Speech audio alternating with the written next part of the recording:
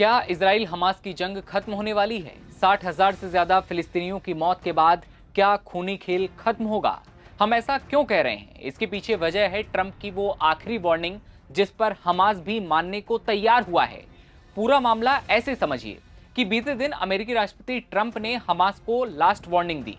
कहा कि फिलिस्तीनी आतंकी संगठन को गाजा में बंधकों को रिहा करने के लिए समझौते पर राजी हो जाना चाहिए।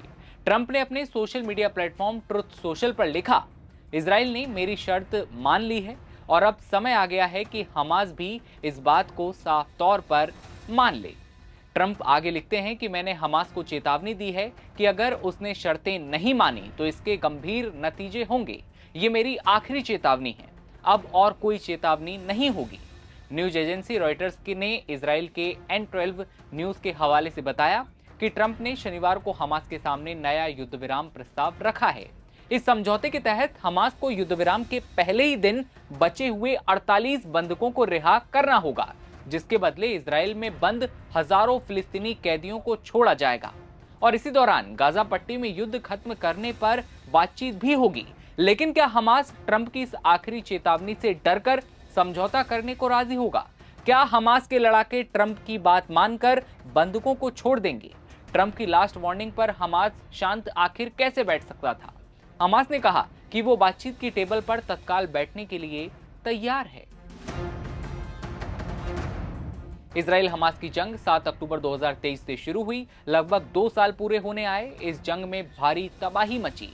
इस जंग में अब तक 60,000 से ज्यादा फिलिस्तीनी भी मारे जा चुके हैं।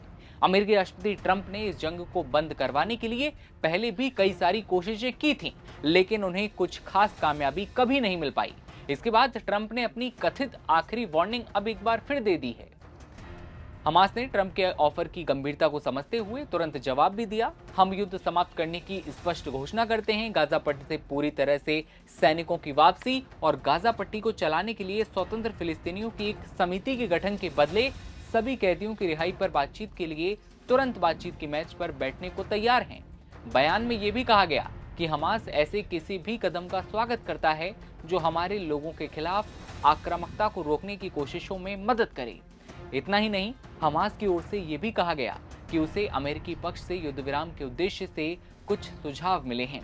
हमास का कहना है कि वो इन विचारों को हमारी मांग के अनुरूप एक व्यापक समझौते में बदलने के लिए मध्यस्थों के साथ लगातार संपर्क में भी है। ट्रंप ने बंधकों की रिहाई और युद्ध विराम के लिए गुप्त बातचीत, कतर जैसे देशों के साथ मध्यस्थता और सार्वजनिक चेतावनियों के जरिए कोशिश की है। हालांकि इसका अब तक कोई ठोस नतीजा निकलता हुआ नजर नहीं आता।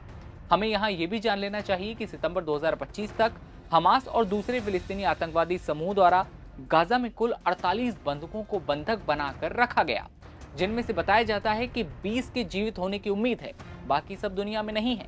इनमें से ज्यादातर इजरायली हैं, जिनमें अमेरिकी इजरायली दोहरी नागरिकता वाले व्यक्ति, एक थाई और एक नेपाली नागरिक भी शामिल है। लेकिन ये तो देखने वाली बात होगी किस तरफ ये रुक जाता है, क्योंकि लगभग 2 साल पूरे होने आए इस जंग को है, लेकिन ये जंग अब तक खत्म होने को नहीं। 60,000 से ज्यादा फिलिस्तीनी लोगों की मौत हो चुकी है। ट्रंप कई बार बड़े दावे कर चुके हैं। आखिरी वार्निंग का सिलसिला भी कई बार चला, लेकिन धमकी पर धमकी, शर्तों पर शर्तें। कब होगी ये खत्म जंग? जैसे ही कोई बड़ा अपडेट सामने आता है आप तक पहुंचाएंगे। आप बने रहिए नवभारत टाइम्स के साथ। नमस्कार।